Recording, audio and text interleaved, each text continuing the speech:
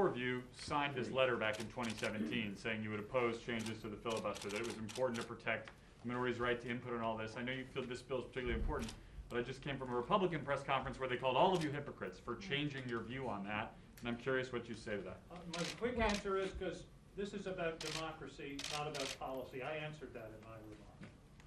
And let me say that as somebody who signed that at the time, we were not where we are today. We're in terms of this continual abuse, really the tyranny of the minority using the filibuster, and on top of that, a violent attempt to overthrow an election, and a national strategy now, a partisan strategy in Michigan, in places across the country, to literally take away people's freedom to vote. So this has changed. I care passionately about climate change and about other issues, but this is fundamentally about whether or not people in our country will have the freedom to vote and whether or not we'll have a democracy. Can I just say on this, if they were having this press conference that they did today, back in the 1780s, they'd call James Madison a hypocrite. James Madison was asked to draft the Constitution, and he didn't believe that there should be a Bill of Rights.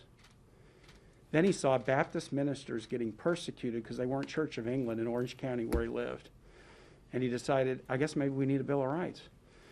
That letter was written before one of the largest efforts in the history of this country to disenfranchise voters. It wasn't just an attack on January 6th. It was for a particular purpose, to disenfranchise 80 million people. And this Senate hardly is worth the name Senate if it's unwilling to respond to something like that. And so, yeah, I did write that in 2017, and I wrote it sincerely. But based on what we've seen, I feel like the rational response of anybody is to try to protect the democracy, and that's what these voting rights bills do. Just really quickly, and that is, this is really important for our democracy, number one. Number two, don't think for a second that China and Russia isn't paying real attention to this and meddling where they can. And number three, we're not talking about doing away with the filibuster. We're talking about restoring the Senate to the good old days of Mr. Smith goes to Washington, and there's a talking filibuster that, by the way, gives the minority an incredible amount of power. If they come in and they say, all right, Schumer, you want to bring this bill up? We're going to hold the floor for 40 days. And you could, under these rules, pretty easily, under the situation we have now.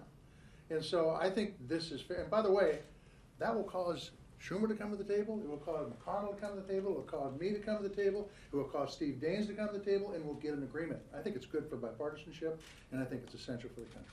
Thank you, everybody. Thank you.